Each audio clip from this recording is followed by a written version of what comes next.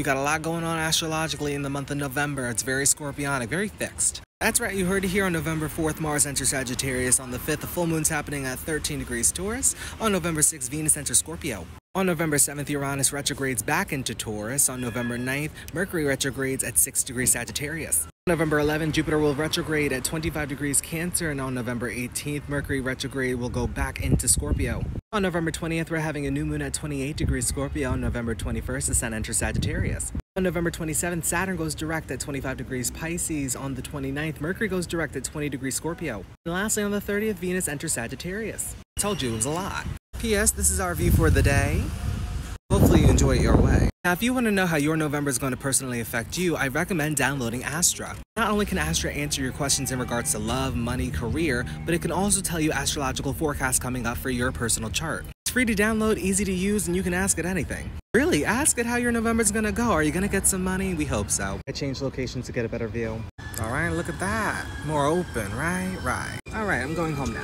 For Sagittarius, the majority of these transits affect your 12th house of spiritual development and liberation, your connection to source, deepening it if it already exists, trusting in the unknown, going with the flow as well as karmic dealings, and your first house of self-identity, independence, and taking action after your life's direction. November is really going to teach you how to bring the unconscious into the conscious forefront. This means that you have to spend time by yourself to better understand your unconscious qualities, setting up energetic boundaries. That way you don't take on other people's energy that is not yours, and that way you can discern which energy is for you and which energy is not for you. And since Mercury retrograde will be happening in your first house, this is perfect for introspection and reflection in matters of self-identity and independence too. You also want to pay attention to your 6th house of daily responsibility and operations, work schedule, routine around personal development and physical health, since the full moon and Uranus retrograde will be taking place in your 6th. These transits can illuminate where you emotionally need to make some changes within your day-to-day or where you need to change things up. That could be routines, schedules, essentially whatever you got going on. Now, this month is also spiritual for you too. While Saturn goes direct in your 4th house, Jupiter will be retrograding in your 8th. It's a great period for facing your emotions head-on, not suppressing them, of course, but it's also a great period for letting go and releasing what no longer serves you in your current self. Asking yourself how much is too much to hold on to. Overall, as we're ushering in your season, we're clearing out the old so that way we can make way for the new.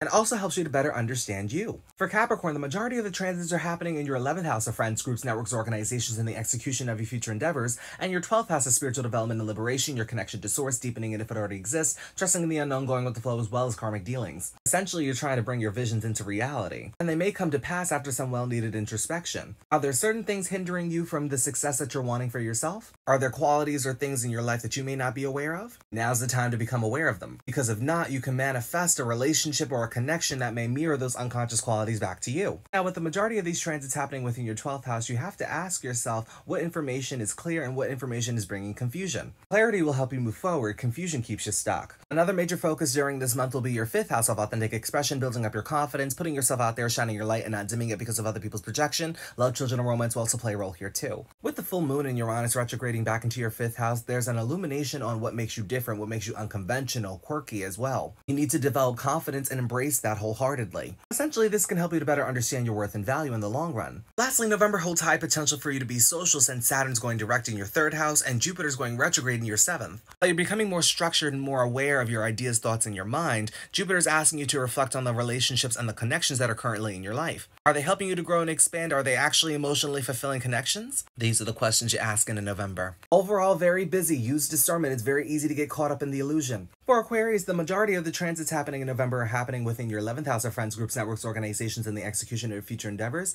and your 10th house of career, status, legacy, and life's work, success, and recognition. Sold separately, results may vary. Call now. Essentially, November is about getting your goals accomplished, doing what you gotta do to get your success, not number 2. It is important to pay attention to your ideas, but also to watch out for being too impulsive or spontaneous when taking action towards your goals. Now, throughout November, opening yourself up to receptivity can help you in career growth. It can also help you through any hardship or adversity that you may be facing. But the energy supports you not only accomplishing your goals, but being seen for them as well. Now, major focus will also be on your 4th house of home, family, processing your emotional well-being, listening to your intuition, as well as learning your authenticity through your foundational core. With the full moon and Uranus retrograding back into your 4th house, it's important not to detach yourself from your emotions, but rather face them head on. This can help you to further establish your worth and value. It's also important to pay attention to what energy feels like it's disrupting your normal sense of flow. This energy can serve as a catalyst towards a greater awakening. Lastly, November holds a lot of practical energy for you as Jupiter's going retrograde in your 6th house and Saturn's going direct in your 2nd. As Jupiter retrogrades in your 6th house, you're going to learn to be more of service to yourself, and when Saturn goes direct in your 2nd, you're going to learn that you can't give your energy to everybody, especially those that are not reciprocating the energy back to you. Overall, November has a lot of potential for you to get recognized for the very work that you've been putting in. So keep at it, be structured, consistent, organized, the management terms, really. For Pisces in November, the majority of the transits are affecting your 9th house of belief, philosophy, creating the life that you want for yourself, finding the meaning of life,